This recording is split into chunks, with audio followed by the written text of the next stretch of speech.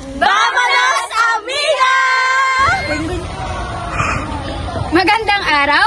Kami po ay mag-i-interview ng 5 estudyante patungkol sa buhay ni Rizal. At ako po si Banikid Chelsea. At ako naman po si Lubela Gaspar. Ako naman po si Maika Pineda. At ako naman po si Angela Sangki. Ako naman po si Carla Labrador. Hi po!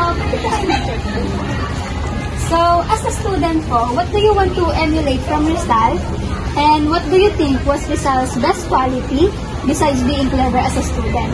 And what other possible good example of Rizal can you emulate and why?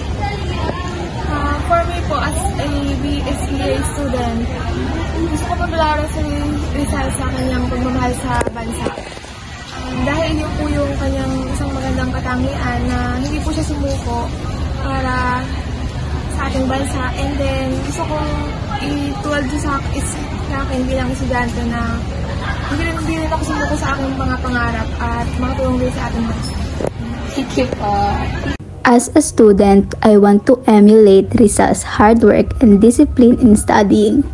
Bukod sa talino niya, his best quality is his love for the country and his willingness to sacrifice for others. Another example I want to follow is his respect for family and people around him, kasi ito ay values na mahalaga both in school and in life. By following Rizal's examples, I can become a better student and responsible citizens. Pwede po ba kayong ma-interview? Yes po.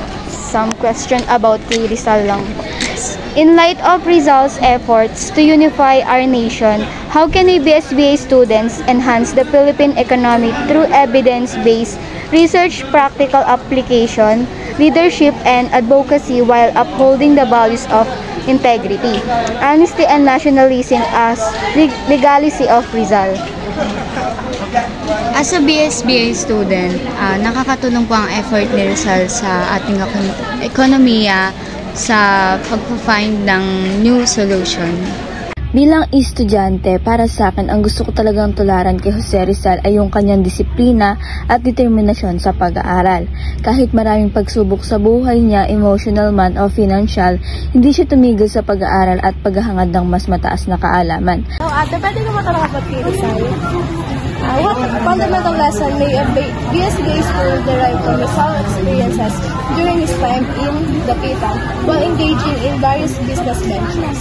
As a student, I think I can help the community by responsible and leading example. Thank you. Ang mga karanasan ni Jose Rizal sa Dapitan ay nagpakita ng kanyang talino sa negosyo at lideratong nakatuon sa komunidad.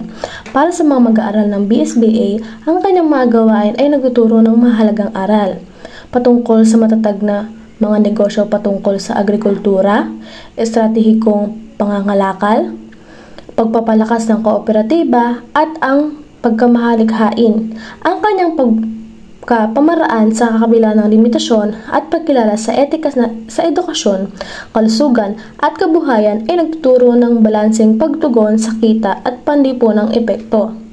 Ang pamana ni Rizal ay hubaran ng etikal, madaling umangkop at negosyong nakasentro sa kapakanan ng komunidad. Hello, pwede ko pa-interview? Okay lang po. About lang po ito kay Jose Rizal. In what way does Jose Rizal perspective on nationalism and patriotism related to business ethics and professional conduct? Unahin po ang Pilipinas, integridad at magpapulong sa lipunan para sa pag-unlad. Thank you po. Jose Rizal's view on nationalism and patriotism center on moral integrity, education, social responsibility, and respect for human dignity. Offer a timeless guide for ethical business and professional conduct. His emphasis on personal virtue and civic duty parallels modern values like transparency, continuous learning, and corporate social responsibility. Hello po, pwede po ba kayong pa-interview? Sure po.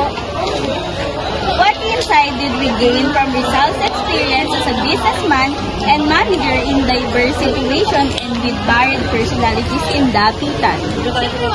I think the experiences we can gain, the insights we can gain from Rizal's past experiences are agriculture and farming,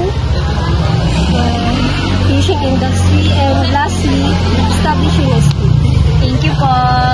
Para sa akin, natuto tayo mula kay Rizal na bilang negosyante at tagapamahala sa Dapitan, mahalaga ang sipag, diskarte at pakikisama sa iba't ibang tao. Ipinakita niya na dapat maging responsable at marunong makibagay para magtagumpay. Kami naman ngayon po ang mag-i-interview ng mga lokal patungkol sa buhay ni Rizal. Ako pa si Jabel D. Sarmunian. And ako naman po si Princess Sika Matis. Ako naman si Janine Coronado. Ako po si Patricia Palio. At ako naman po si Ruby Ann Emma Buti. Pwede po kayo ma-interview. Yes, ma'am. Itatanong ko lang po, may dalawa po akong question. Una po, saan po pinatay si Rizal? Sa Luneta Park. Kailan po pinatay si Rizal? December 30. Thank you po. Si Rizal ay namatay noong Disyembre 30, 1896 sa Bagong Bayan, Maynila. Ngayon ay Luneta Park, na isa ng sikat na pasyalang panturista sa Pilipinas. Tuwing Disyembre 30, ginagunita ng mga Pilipino ang kanyang kamatayan bilang araw ng pagkamatay ni Rizal.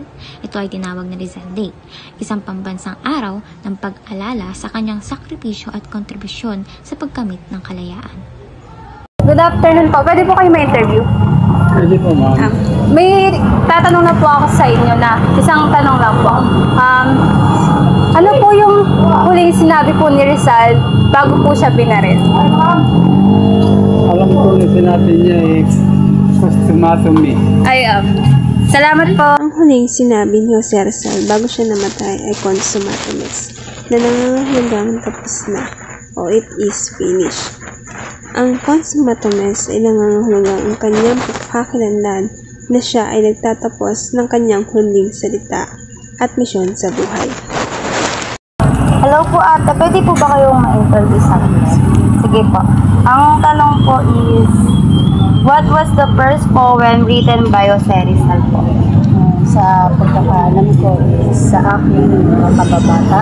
Sa aking mga kabata. Okay, thank you. Thank you po. Ano nga ba ang unang tulang isinulat ni Rizal? Ito ay pinamagatang sa aking mga kabata. Isinulat ito ni Rizal noong 1869 sa edad na 8 anyos. Isinulat ito para hikayatin ang mga kabataan na mahalin ang sariling wika. Dahil ang pagmamahal sa wika ay ang pagmamahal sa bayan. Pwede po ba magtanong? Mag-interview po. Sige. Pwede. Yung tanong po namin is, anong branch of medicine po yung na-master ni Jose Rizal? Ophthalmology. Sa tingin niyo po, bakit po niya pinagbuti yan? Kasi ginamot niya yung nanay niya na may sakit sa mata. Thank you po. Sige, salamat. Si Jose Rizal ay naging dalubhasa sa ophthalmology upang magamot ang kanyang ina na si Doña Teodora na unting-unting nawawalan ng paningin. Dahil sa matinding pagmamahal at paggalang niya sa kanyang ina, nagpasya siyang maging doktor sa mata upang makatulong sa pagpapagaling nito. Okay po, yung tanong ko po is, sino po yung so-called best friend po ni Jose Rizal? Best friend ni Rizal, si Ferdinand Blumentritt. Okay po, thank you po. Thank you po. Si Ferdinand Blumentritt, isang Austrianong scholar at patalik na kaibigan ni Jose Rizal, ay nag-ambag sa pag-unawa sa kultura at kasaysayan ng Pilipinas kahit hindi nakarating dito. Bilang etnografo, sumulat siya tungkol sa mga katutubong kultura at sumuporta sa mga akda ni Rizal.